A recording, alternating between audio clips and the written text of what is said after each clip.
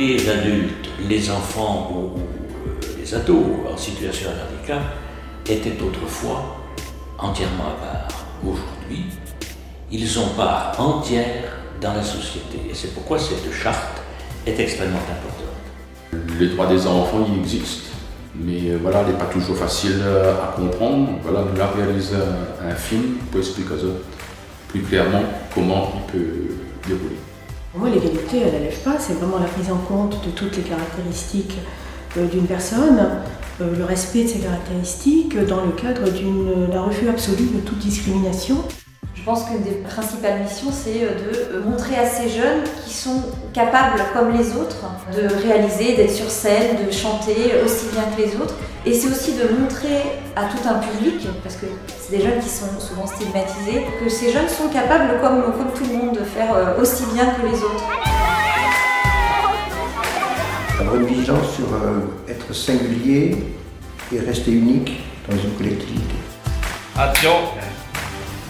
C'est la reconnaissance de ce que sont les gens dans leur intimité profonde, dans une possibilité d'expression égalitaire pour tous. On n'est pas d'abord autiste ou trisomique ou traumatisé crânien, on est d'abord une personne avec un vécu personnel, avec une histoire singulière, avec une intimité. Et je pense que c'est de s'approcher de cette intimité-là que l'on peut à partir de là développer un accompagnement qui soit juste et qui soit bon. Je pratique ma religion. Bon, chez moi c'est spirituel, ça se passe dans la tête.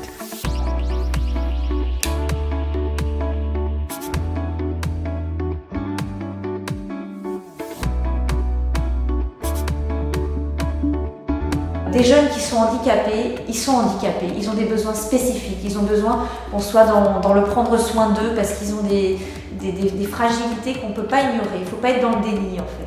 L'accompagnement fait qu'on se retrouve aussi et que les acteurs, à un moment donné, fédèrent les forces, que ce soit des forces professionnelles ou des forces parentales.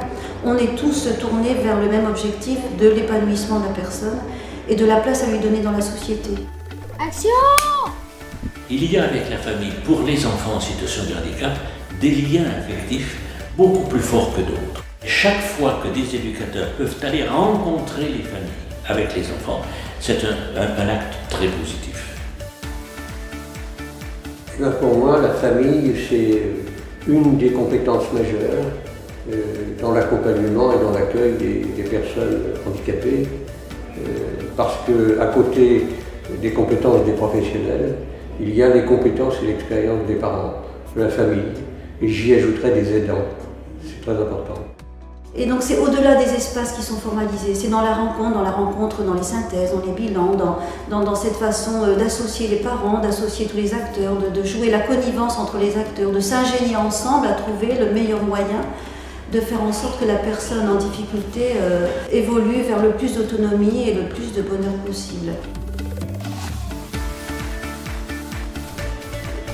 En fonction des difficultés que tu rencontres, en quoi on pourrait t'aider, en quoi on pourrait t'accompagner à ce que ces difficultés disparaissent ou se limitent. De façon très personnalisée, amener chacun à prendre sa place, toute sa place dans la société, à partir d'un accompagnement où il y a connivence de professionnels, de parents, connivence de plein d'acteurs. L'usager peut lui-même participer à la conception du projet éducatif, non pas en tant que receveur simplement, mais bien en tant que co-acteur de ce projet de coéducation. Ah, puis tu vois là, Ce que j'ai à dire, ce que j'ai à défendre, ce que j'ai comme souffrance, ce que j'ai comme question, je dois pouvoir l'exprimer et ça doit pouvoir être pris en considération comme n'importe quelle autre personne. écoute, CVS Conseil de vie sociale, c'est pour parler des autres, voir l'ambiance des groupes, l'ambiance de l'établissement. C'est une réunion qui se passe 3 fois toute l'année, une par trimestre. Il y a un groupe d'encadrement qui vient, les parents, et puis nous, les délégués du CVS qui ont été élus par les enfants de l'ITEP. Eux, ils me disent qu'est-ce qu'ils veulent, leur ambiance, et après à la réunion, on en parle, et après, quand on a le compte rendu, on leur dit. Droit à la renonciation, deuxième. Au début, j'ai commencé à dire que le mercredi après-midi, je m'étais inscrit dans un projet, c'était le Jeune Sapeur-Pompier. Je trouve que c'est un projet important. Je suis allé voir Corinne qui s'occupait du CVS et elle m'a dit qu'il fallait que je rédige une lettre. Du coup, j'ai dit ça, que c'était un projet important et que je ne pouvais plus continuer à être au CVS. J'en ai parlé à beaucoup d'adultes et après j'ai fait les efforts qu'il fallait pour que ce soit accepté. Citoyenneté première. Le fait d'entrer dans une association pour développer une potentialité fait que la personne aura envie de s'investir dans cette association où elle se sent bien, où elle se sent reconnue, et donc de participer à la vie démocratique de cette association. Et pour moi, c'est vraiment un premier pas du citoyen, du futur citoyen, qui s'intègre dans la vie démocratique de la cité. Pouvoir permettre à toutes ces personnes qui sont en difficulté dans leur vie quotidienne de trouver à la LEFPA un lieu qui leur permette donc à la fois d'exercer leur citoyenneté et surtout de pouvoir être en situation d'avoir un sentiment d'utilité à rendre à la société.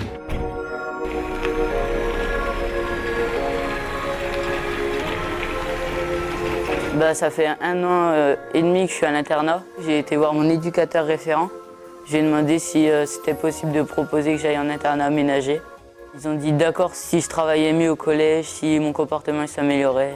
Vu que j'ai remonté plus ma moyenne et mon comportement s'est amélioré, ils m'ont plus fait confiance pour que je puisse prendre le bus et rentrer chez moi le jeudi soir. Ils ont une pratique autonome parce qu'on leur fait confiance.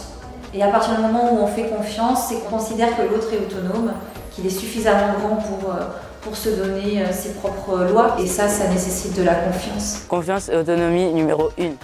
Et puis aussi une structuration de nos établissements qui permet une évolution du jeune. Tout un parcours qui leur permet de se projeter et qui permet à mes équipes éducatives de construire des vrais projets. Plus que de l'autonomisation, l'émancipation.